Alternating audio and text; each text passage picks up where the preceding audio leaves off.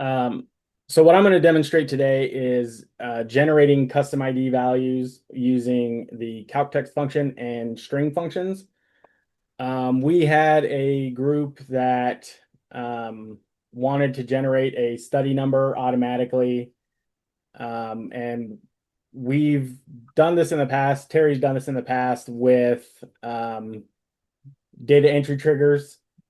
It's something that can be done, but it's a little more cumbersome because it's something the RedCap admin has to do because it involves creating a PHP script that lives on the RedCap server, and then you connect the data entry trigger to your project so that way when a record's created, it fires some code and then does an operation in the database. Um, this and since we were having problems with the servers, I kind of tried to figure out a workaround that didn't have to involve the any PHP scripts or anything like that. And so this is what I've come up with. Um, so for example, here, if we just click on this, um, if this is the value that they, because, and the reason I did this is theirs goes off of the record number, and I'll show you how to do that. But their record number and their study numbers are off. Like normally when you do something like this, you want this to be number one, and then you just want this to be like 00001. And that's easy to do. But theirs were off by like 9 records. And so they had already had values entered. And so we just had to start from where they ended. And so when I built this demo for them, this was to demonstrate how to have that offset.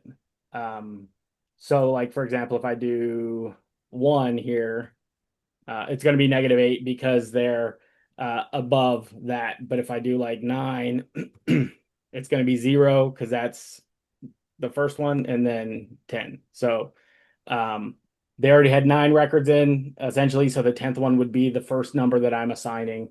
Um, that's not important for the demo. That's just explaining why these are off.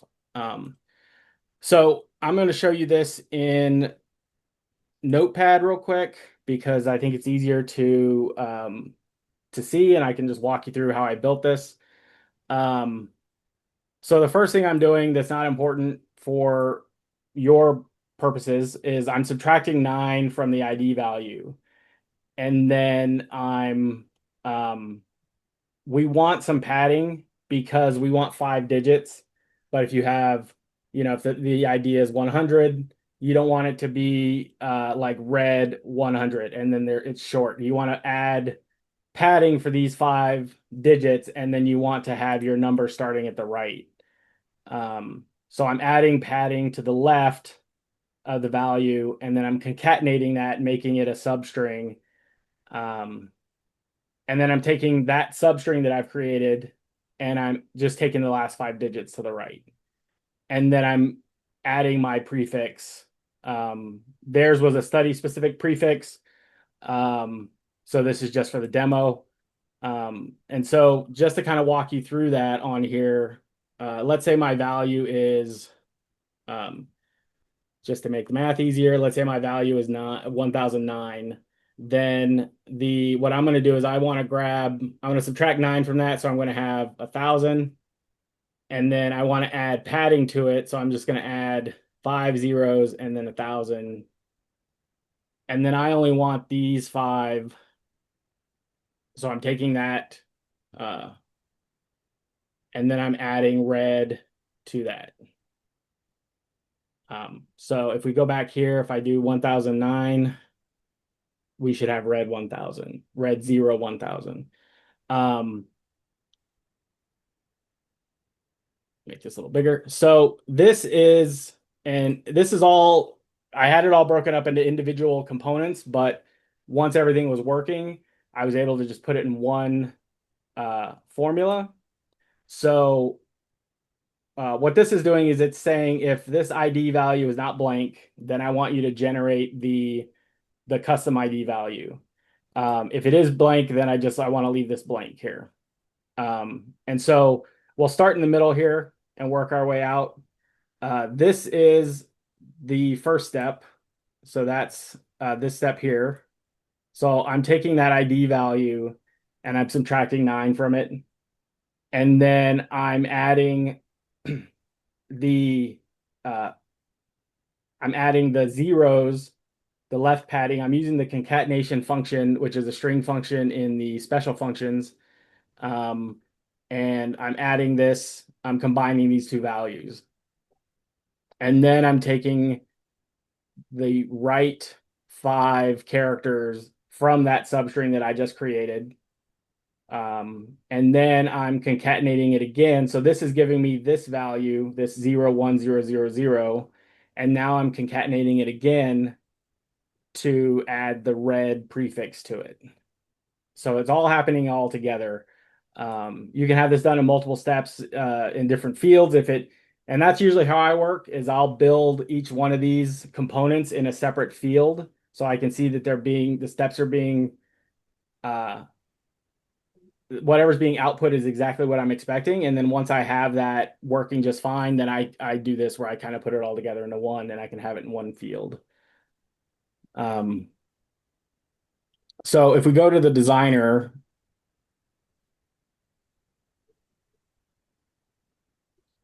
so I just have this ID value field, and then I have a study number field, and in the study number field, it's a text box, and then I just have this formula in the text box. And so while we're here, I'll show you the special functions. If we go down to the bottom here, we'll see the string functions or text functions. There's a left and a right, so I'm taking the right. And the format for that is the first parameter is the text that you're wanting to use as whatever string, and then the last you separate it by a comma, and then that's the number of characters. So for example, here, right last name, I want to take the last 4 characters of the word Taylor, and return those. And then the concatenate function is this here. It combines text from multiple text strings. And what you do is you just put the components that you want to combine and you separate them by a comma. There's also a concatenate with separator. So if you want to put things together, and because the concatenate will just smush them together. But if you want them to be broken up by like a comma, for example, or an and, you can specify what separator you want. So that's another concatenation function. Carol, you have a question? Oh, I just had a comment about one way to make your thing simpler, even simpler. Sure. Concat red to the beginning of your zeros, and then you don't have to do a double concat. The problem is if I add it to the beginning here, Oh, right. I'm sorry. You're right. yeah, You got it right. yep, and then I take the last 5, it's gone again. Um, Totally right. Sorry. yep, no worries. Um, So there's a lot of other functions in here that I would recommend looking at if you want to convert text. So it's always an uppercase or lowercase or even trim. We've done this in other videos where somebody enters you enter like John Doe and then somebody puts a space after it when they enter it. RedCap doesn't just automatically trim that. So if you're trying to look for duplicates, John Doe with a space is not going to be counted the same as John Doe, and so you can have it trim automatically. Same thing with like uppercase, where if you have values that are entered, if they're case sensitive, it's not going to match. RedCap's not gonna find that because if it's like whole blood with like lowercase WB versus whole blood with uppercase WB, it's gonna treat those separately. But if you convert your text to all uppercase, no matter it doesn't matter what they enter, it's all going to be uppercase, and then so that's a way to remove some variability from your values. So we use these a lot, upper, lower, and trim as well. You can also do like, if a search, if you were looking for if whether a search string contains something, there's these here. I'm not going to go through all these, but I just want to show you that they're there and they exist. So I'm going to go ahead and save, or I'll just cancel this. But I also wanted to show you that you don't have to have a special field for the value. You can use it off of the record ID. And the way to do that is with the smart variables. So I'm just going to, I'll just say from record ID. We'll just leave that as two. So here in the smart variables, there is a one for record. So if you just do record, it's this one here, this record dash name. And what that does is it gives you the current name of the record, which is really the record ID. So if we just copy this and we put this in here, and really you wouldn't even have to add this if statement, because if you're in the record, it's if you have a record open, REDCap's going to automatically generate a record ID, even though it's not saved. So you may be able to just use the concat function. We'll try that. But now I'm just going to put record name here, and I'm going to get rid of the 9 here because we just want the exact value that, we want to take record 1 and we want to add, red 00000 to it. So I'm just going to go ahead and update this and save it. And we're going to go back to the record status dashboard. I'm just going to open in a new tab, and we'll add a record.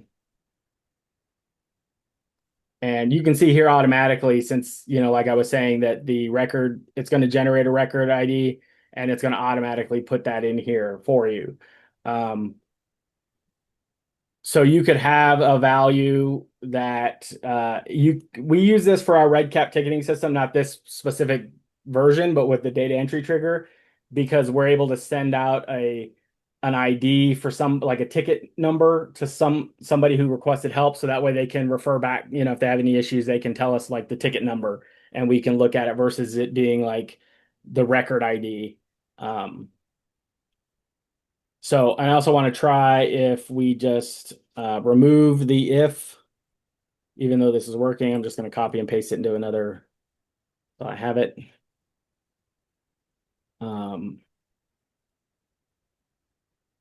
And then you just have to make sure that your parentheses match. And you can see here now that this one's the last one on the left, but we have an extra one on the right here. So we just remove that. So now we just have our concatenation function. So if I update that, It's not going to work because you have your quote at the end, your else on the if. oh, right. Good call. Carol comes back and redeems herself. Carol can never retire. That's right. So yeah, we have Stop. matching. So we have 1, 2, 3, and 4. Good catch, Carol. All right. So now if we refresh this, it should automatically do the same thing. Perfect.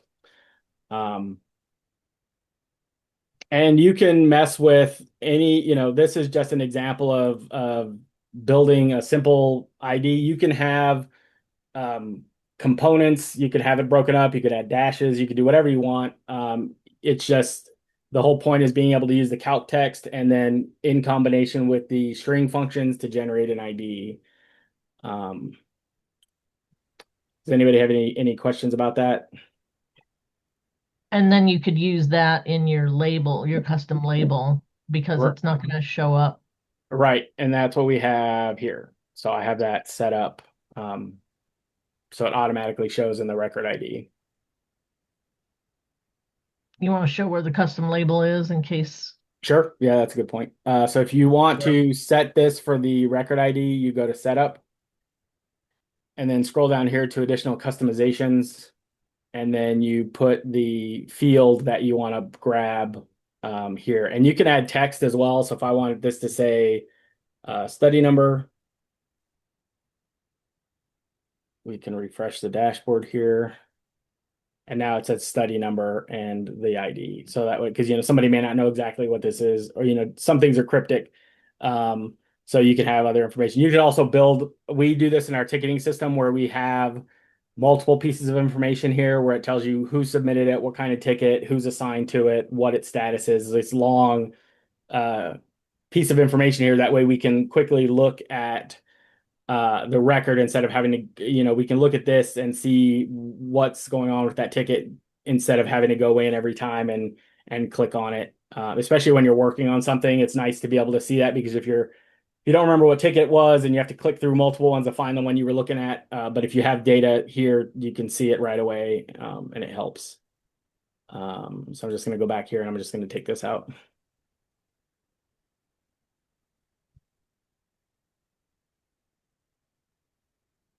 Okay. No other questions or comments?